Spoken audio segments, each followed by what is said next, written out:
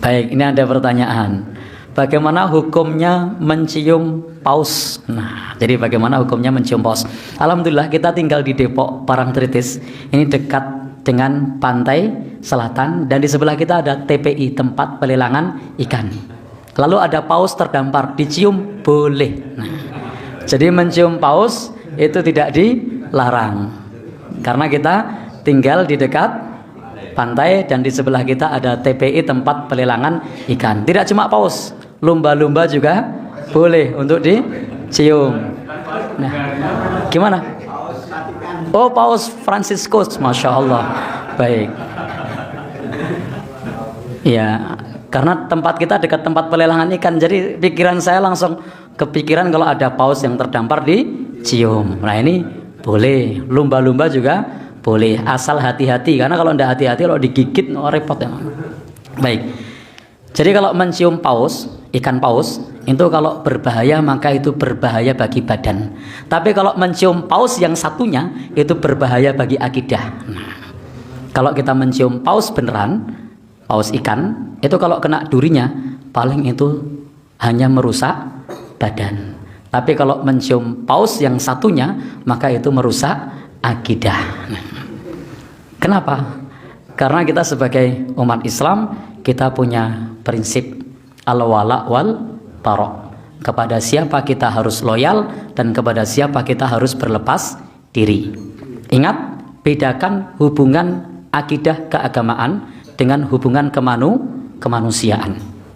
Dalam soal kemanusiaan, agama kita mengajarkan untuk menjunjung tinggi nilai-nilai kemanusiaan. Yarhamuhu birahmatil ammah, menjunjung tinggi nilai-nilai kemanusiaan.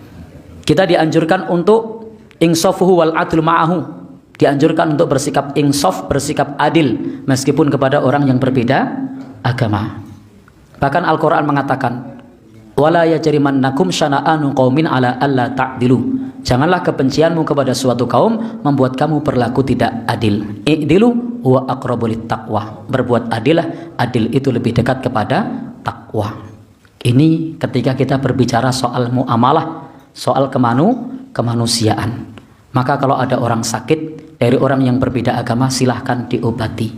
Kalau ada orang yang haus, silahkan dikasih minum. Menolong orang tanpa tanya apa agamanya. Tapi soal loyalitas yang terkait dengan agama, yang terkait dengan ibadah, kita sudah punya prinsip lakum dinukum waliyadin, bagimu agamamu, bagiku agamaku. Ketika ada seorang syekh tamu negara dari Timur Tengah yang mau ngisi pengajian, dikasih surat, ditolak. Ketika ada tokoh yang itu jelas-jelas non-muslim, agamanya berbeda dengan kita, prinsip akidahnya berbeda, justru disambut dengan sukacita. Maka ini satu sikap yang berlebihan. Kemudian ketika ada tokoh agama dari Timur Tengah sebagai tamu negara hendak memberikan tausiah atau ceramah agama, justru di stop. Maka ini menunjukkan bahwa fi qulubihim marad, di dalam hatinya ada penyakit. Sehingga dalam hal ini ketika kita loyal kepada paus dalam hal keagamaan tadi, belum lagi memberikan fasilitas ibadah umat Islam untuk membaca kitab suci umat beragama lain atau doa-doa beragama lain, maka itu bentuk pengkhianatan terhadap surat Al-Kafirun. Lakum dinukum waliyadin. Allah sudah firmankan di situ, diulang berulang kali, la a'budu ma ta'budun, aku tidak menyembah apa yang kalian sembah, wala antum abiduna ma a'bud, dan kalian tidak menjadi penyembah apa yang aku sembah. Rasul dulu pernah diajak kerjasama dalam masalah ibadah. Apakah Rasul mau? Tidak mau. Jadi dalam masalah ibadah, toleransi kita itu adalah membiarkan. Toleransi kita itu adalah tidak mengganggu. Toleransi kita itu adalah tidak merusak.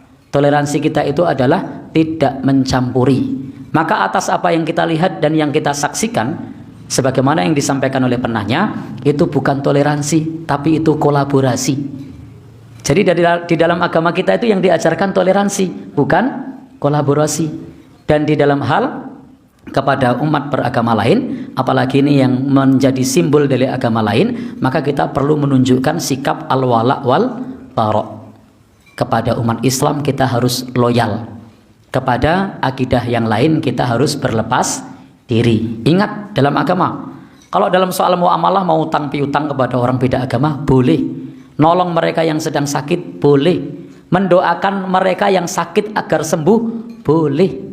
Di zaman Nabi itu ada kepala suku yang sakit, didoakan oleh sahabat dengan membaca surat Al-Fatihah, sembuh, tidak masalah. Jadi kita tidak dilarang dalam soal hubungannya yang terkait dengan muamalah. Tapi kalau sudah menyangkut urusan akidah, maka itu ada batas yang tegas. Kita diajarkan toleransi, bukan kolaborasi. Kita diajarkan untuk ngeboti. Di dalam hal akidah kita ngeboti, kita wala, kita loyal kepada agama kita, dan kita berlepas diri kepada agama yang lain. Jangan sampai kita kemudian justru mengelu-elukan tokoh umat beragama lain, sementara kepada yang seakidah, kepada yang se-Islam itu justru malah dianggap seolah-olah sebagai musuh. Jadi hendaknya kita bisa menempatkan diri.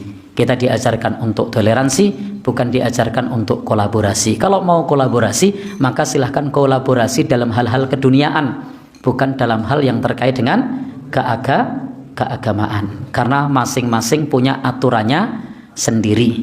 Kalau anak muda sekarang bilangnya beda server. Nah, jadi punya aturan sendiri. Wallahu alam bishawab. Jadi kesimpulannya, mencium paus boleh apa tidak? Ya, kalau paus yang di pantai itu boleh, tapi itu bahaya bagi diri kita. Kalau kena durinya, kalau kegigit, tapi itu sebatas bahaya badan. Tapi kalau mencium paus yang satu itu, maka itu bukan hanya bahaya bagi badan, tapi itu bahaya bagi akidahnya. Baik, sehingga ketika menciumnya, maka itu indikator harus berobat. Kenapa? Fi qulubihim marad, di dalam hatinya ada penyakit. Maka bersikaplah biasa-biasa saja, tidak perlu overacting, tidak perlu berlebihan. Wallahu alam bishawab.